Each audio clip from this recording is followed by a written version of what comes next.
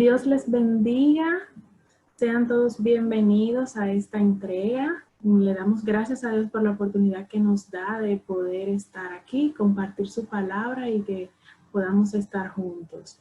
Como saben, la semana pasada tuvimos una primera entrega sobre la importancia de la predicación de la palabra y hoy vamos a ver la segunda y última parte que también nos responsabiliza de que nos mantengamos firmes en la predicación de la palabra. Así que vamos a orar para dar inicio. Gloria a Dios, Señor, gracias por la oportunidad que nos das. Dios mío, gracias porque nuevamente hoy miércoles tú te glorificas en nuestra vida y tú hablas a nuestra vida, Señor, por medio de tu palabra. Ese libro hermoso, extraordinario, que has permitido que podamos conocer y entender, Dios mío, para la edificación de nuestras vidas. Te pedimos por cada persona que va a ver este video y que está viéndolo ahora mismo, para que seas tú hablando a sus vidas a través de tu palabra. Te damos gracias, Señor, en esta hora, en el nombre de Jesús. Amén. Y bueno, sin más, vamos a compartir nuestra porción de hoy. Recuerden que la primera entrega la estuvimos viendo en 2 de Timoteo, capítulo 4, del versículo 1 al 4. Y hoy vamos a ver 2 de Timoteo, capítulo 4, del versículo 5 al 8. Vamos a compartir la palabra en este momento, en el nombre de Jesús. Pero tú, sé sobrio en todo, soporta las aflicciones, haz obra de evangelista, cumple tu ministerio, porque yo ya estoy para ser sacrificado y el tiempo de mi partida está cercano. He peleado la buena batalla, he acabado la carrera, he guardado la fe. Por lo demás, me está guardada la corona de justicia, la cual me dará el Señor, juez justo, en aquel día. Y no solo a mí, sino también a todos los que aman su venida. Gloria a Jesús.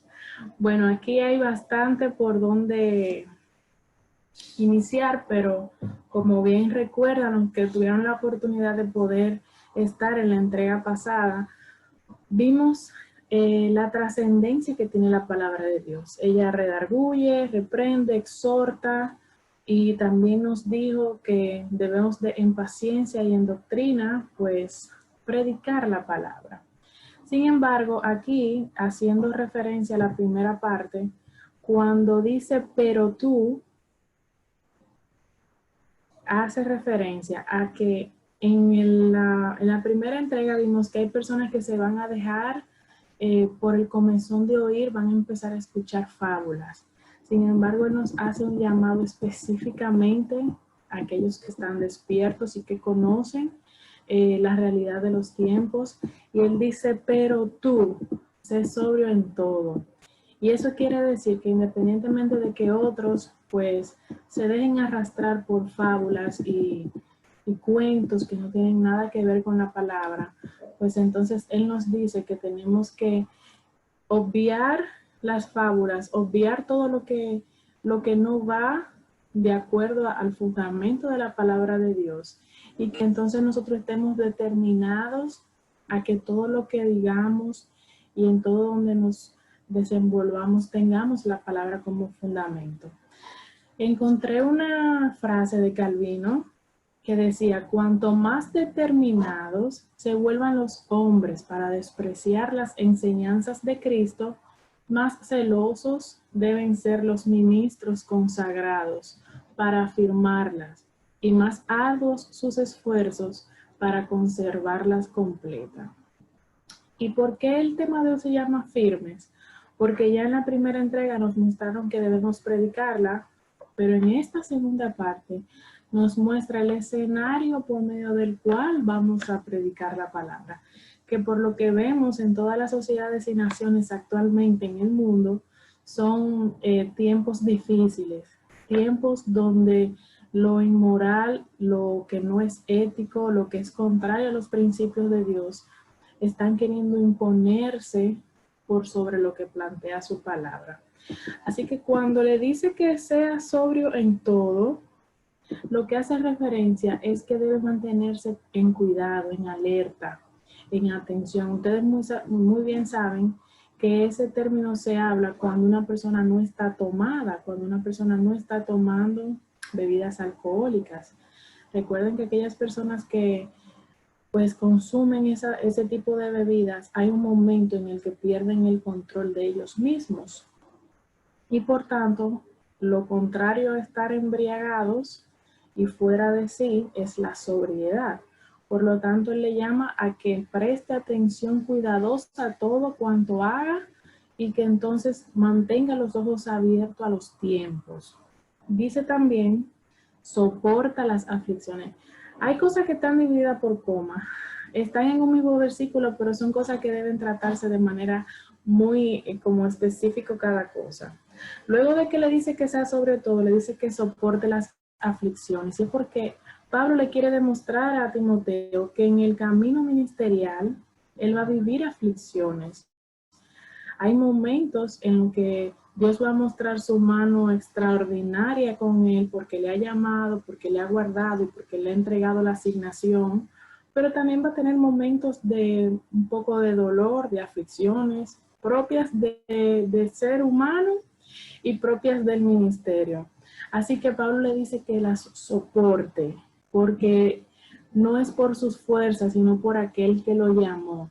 Y el que lo llamó va a sustentar la obra que ha depositado en él. Y para ustedes saber más sobre ese tipo de aflicciones que pudieran presentar los ministros, recuerden nuestra serie de julio, que hay una parte en la que los ministros se ven involucrados, que también son seres humanos y que es importante darle la importancia que se requiere a esa área del ministerio. Luego dice, cuando sigue ya, ¿verdad? La parte de que soporte las aflicciones, haz obra evangelística. Y aquí nos detenemos. Recuerden que Timoteo fue llamado para ser pastor. Sin embargo, en ningún momento podemos dejar de presentar el evangelio. El evangelio debe ser una parte importante en nosotros. Que donde quiera que nosotros estemos, mostrar por medio de la palabra de Dios que vino uno, que vino a conectar el mundo con el Padre y que puedan mostrar a Cristo. Toda persona que es firme en la palabra de Dios conoce la historia de Cristo, la vive, pero también la predica y la evangeliza. Y no necesariamente necesitamos tener un llamado evangelístico, porque esas personas hay una unción que Dios les deposita de manera específica. Pero nosotros, en cuanto tengamos la manera, debemos de hablar del sacrificio de Cristo, presentar el reino de los cielos. Y eso era lo que Pablo le estaba mencionando a Timoteo. Y entonces dice, cumple tu ministerio. Y ahí sí me gustó porque tengo aquí, voy a compartir dos textos bíblicos que estuve encontrando cuando estaba preparando el estudio. Y uno está en Colosenses 4:17, donde dice, decid a Arquipo, mira que cumples el ministerio que recibiste en el Señor. O sea, Pablo procuraba que las personas con las que él estuviera contacto y que supiera que Dios había puesto el llamado, conocieran su ministerio y lo ejecutaran.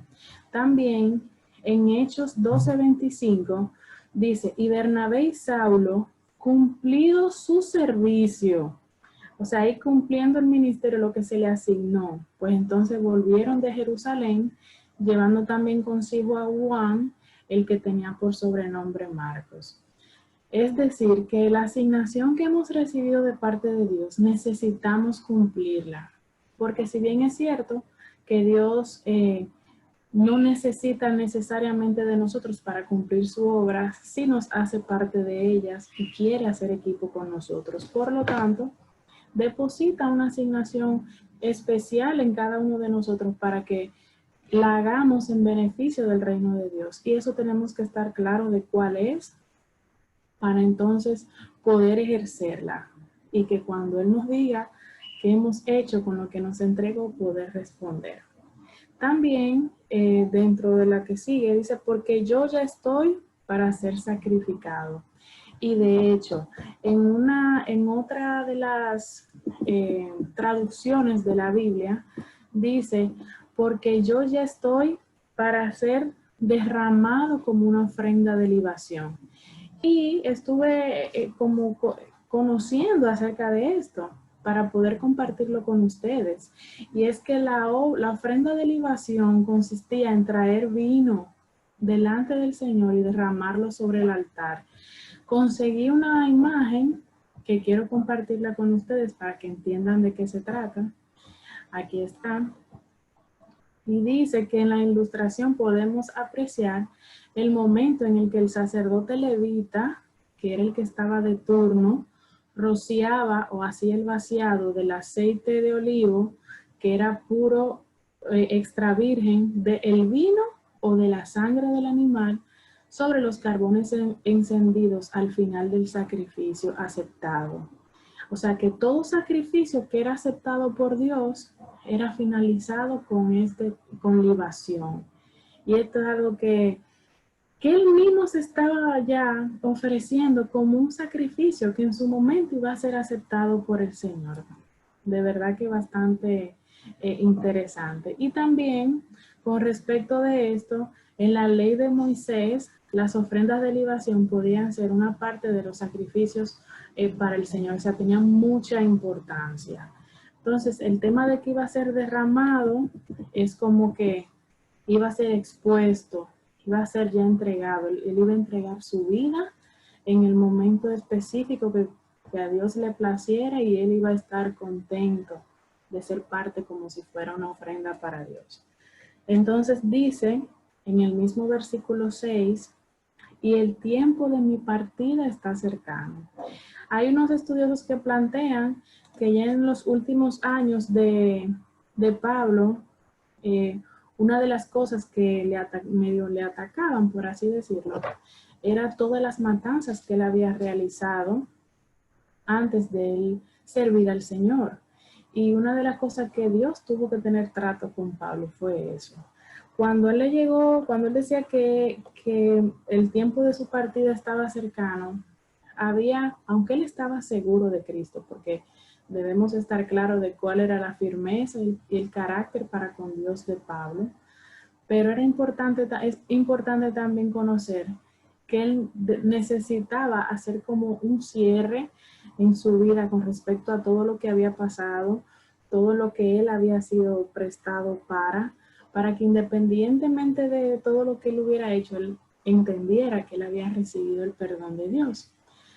Pero de hecho, es hasta interesante cómo él, de la misma manera que oprimía a los demás, y de hecho algunos recibían la muerte, pues de esta misma manera él fue oprimido, fue puesto en cárcel, vivió muchísimas circunstancias y en ningún momento eso hizo que ni que menguara su fe, ni que él negara a Cristo. O sea que en ocasiones él tuvo como que vivir un poco de lo que él daba. Y aún así él pudo entonces entender la trascendencia de eso, pudo ir a Dios, pedir perdón, pudo ponerse a cuenta con él y entonces ser el gran hombre de Dios que conocemos. Y que cuando le tocó ya conocer que su tiempo ya de irse de este mundo estaba cerca, pues irse confiado de que hizo lo que era necesario hacer una vez se encontró con Cristo. Y luego voy a poner el texto bíblico para continuar ahí. Estamos, gloria a Jesús, estamos aquí. Dijimos en el versículo 6, porque yo ya estoy para ser sacrificado, ya vimos lo que implicaba eso, y el tiempo de mi partida está cercano. Entonces hay tres cosas que él dice en el versículo 7. La primera es que he peleado la buena batalla, he acabado la carrera y he guardado la fe. Y tenemos que estar claros de esas tres cosas. Entonces nos quedamos en el versículo 6, en el versículo 7, donde dice, he peleado la buena batalla, he acabado la carrera y he guardado la fe. Y quiero compartir algunos versículos que de hecho él mismo hablaba para que podamos entender lo que él decía.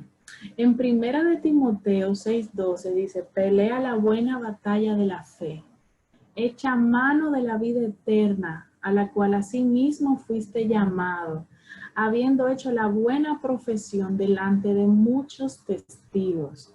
Esto nos arroja un poco de luz con respecto de lo que él implica cuando dice que él peleó la buena batalla y que obtuvo la victoria.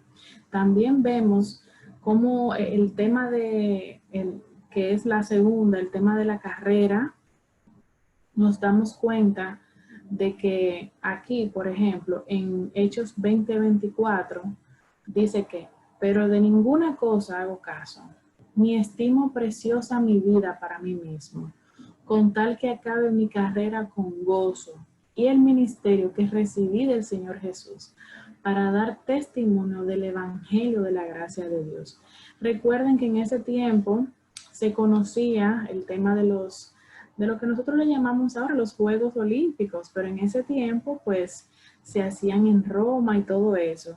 Y él tenía conocimiento de lo que implicaba el tema de las carreras, el tema de las disciplinas por medio de la cual ellos pues se daban a conocer y todo eso. Y por eso él toma esta parte de su vida frente al Evangelio y frente a Cristo como una carrera que él pues ha corrido y está seguro de que la ha ganado también. Hay otros textos bíblicos donde pudiéramos compartirlos también, que dice, no sabéis, está en 1 Corintios 9:24, no sabéis que los que corren en el estadio, todos a la verdad corren, pero uno solo se lleva el premio. Corred de tal manera que lo obtengáis. Él sabía que el caminar en Cristo no era en vano, porque toda su fe estaba sustentada. Y de hecho, lo otro que él dice en el versículo 7 es que él ha guardado su fe. Y eso quiere decir que posiblemente en el camino hubieron muchos tropiezos para que él dudara de la fe y de que él dudara de Cristo y de su trascendencia, de su sacrificio, de su señorío, de quién era él. Y nosotros ahora mismo también pudiéramos en alguna ocasión ser oprimidos y que produzcan dudas en nosotros acerca de quién es Cristo, que de hecho pudiera pasar. Y es importante que sepamos cómo guardar nuestra fe, principalmente nuestra fe en Jesucristo y en todo lo que la palabra establece de él. Es por eso que el tema de hoy habla de firmeza en la predicación, pero es una firmeza que va en dos sentidos. Que cuando usted hable de Dios, cuando usted hable de Cristo, de su plan de salvación, de sus principios, lo diga con firmeza, estando consciente de todo lo que dice la palabra y en fe de que lo que está diciendo es así y ha de cumplirse. Pero también deben mantenerse firmes en la predicación, en el sentido de que cuando reciban dardos, pues puedan armarse de esa armadura de Dios, que puedan contrarrestar esos dardos que vienen en contra de su fe y que usted mismo pueda ser llenado de esa palabra que previamente estudió y que previamente se llenó para contrarrestar esos dardos. También otro texto que conocemos mucho está en Hebreos 12:1 y dice que por tanto nosotros también, teniendo en derredor nuestro tan grande nube de testigos, despojémonos de todo peso y del pecado que nos asedia y corramos con paciencia la carrera que tenemos por delante. Todos tenemos ritmos diferentes y en esta carrera del Evangelio y hacia la vida eterna, cada quien tiene su ritmo y tiene su velocidad. Procure usted andar a su ritmo y a la velocidad para con Dios que se requiere por usted. Y que cada quien se encargue personalmente de asegurarse cómo está su vida y cómo está su carrera en la fe. Es importante también que Pablo aquí menciona el tema de los testigos. Usted necesita, no para que otro diga de usted, pero es importante que usted dé buen testimonio. Es importante que su comportamiento sea intachable, que las personas reconozcan lo que Dios ha hecho en usted, su nivel de fe, su entrega, su firmeza para con la predicación, y que ellos puedan decir que ciertamente usted es un hijo de Dios. no hacerlo para que otros lo vean y lo digan, sino primero usted ponerlo en práctica. Y le va a salir natural, sin ningún tipo de poses, sin fingimiento, sino algo genuino, algo que usted vive día a día y que los demás, esa nube de derredor que él establece, que sea como que ellos digan, wow, ciertamente queremos conocer a ese Cristo que esa persona sirve. Y luego entonces dice en el versículo 8, por lo demás me está guardada la corona de justicia, la cual me dará el Señor, juez justo, en aquel día. Y no solo a mí, sino también a todos los que aman su venida. Y ahí hay varios puntos que es importante resaltar. Lo primero es que la palabra establece unos tipos de coronas, específicamente hay 5. Y cuando él dice que se la va a dar el Señor, juez justo, porque Cristo recibió la autoridad de parte del Padre de poder llevar a cabo todos los juicios que según la escatología, que es la rama de la teología que estudia los eventos del fin, pues se muestra que él va a tener. Ahí hay varios juicios, que este no es el espacio. Si usted quiere saber más de eso, los jueves a las 7 de la noche tenemos aquí entrega de escatología todos los jueves, y ahí se están hablando de esos temas. Pero Cristo recibió un nombre que es sobre todo nombre, y recibió la potestad también de ser el que orqueste cada uno de los juicios que han de venir. Y por eso entonces es que él dice que ese juez justo le va a entregar la corona de justicia. Hay un texto bíblico que nos hace referencia con respecto a varias coronas, pero esta en específico también hace referencia a otra que es la corona de vida. Y voy a compartir con ustedes dónde está para que puedan luego buscarla y buscar las demás, porque eso es un estudio aparte. Dice, bienaventurado el varón que soporta la tentación, porque cuando haya resistido la prueba recibirá la corona de vida que Dios ha prometido a los que le aman. Eso está en Santiago 1:12. Y junto con esa, aquí le mostré otra que va también muy conectada, porque también está la corona de justicia, que es cuando la persona ha vivido en justicia delante de Dios. Y dice también que me la dará el Señor juez justo en aquel día. Eso también es un término escatológico, y que no solo a él se la van a dar, sino a todos los que aman su venida. Y es importante ver cómo Pablo resalta aquí la importancia de esperar la venida de Cristo. En ocasiones las personas entienden que porque ha durado mucho, o sea, o porque ha tardado su venida, él no viene. Y recuerden que una de las cosas que hacían los cristianos del primer siglo eran que ellos se saludaban con Maranatha, porque ellos entendían que Cristo ya estaba a la vuelta. Y entonces, de la historia hacia acá, han habido muchas personas que le ponen fecha a la venida de Cristo, cuando sabemos que dice la palabra de Dios, que el día ni la hora nadie lo sabe. Entonces es importante que sepamos eso, pero que no mengue nuestra esperanza y la promesa que hemos recibido de parte de Dios de que Él un día ha de venir por su iglesia. Y es importante eso también saberlo, porque todos los que le aman van a recibir las cosas de la misma manera que Pablo pudo haberlas recibido, porque él aquí lo que quiere resaltar es que todos somos un cuerpo, todos somos sus hijos, todos tenemos la asignación de permanecer firmes en nuestro testimonio de vida, firme en nuestro ministerio, firme en la obra evangelística, firme en la predicación de la palabra. Y independientemente de qué corona o de qué manera, cómo nos ha de retribuir el Señor, hacerlo por amor, hacerlo con excelencia, como Él se lo merece.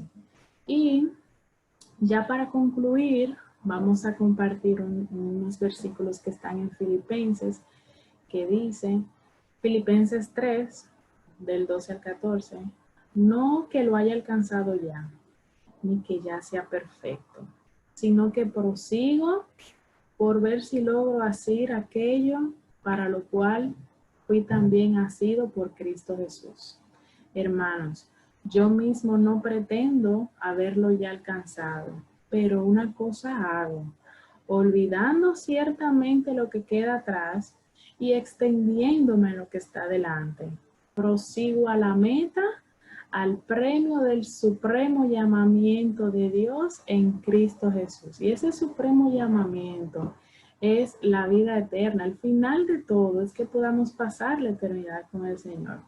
Así que el llamado en esta noche es que permanezcamos firmes en su palabra, firmes en los principios, firmes en aquellas cosas que hemos creído de Dios, de su Hijo, del Espíritu Santo, del plan de salvación, de lo que deberíamos de tener como correcto en nuestro comportamiento, en nuestro día a día como sociedad y nación.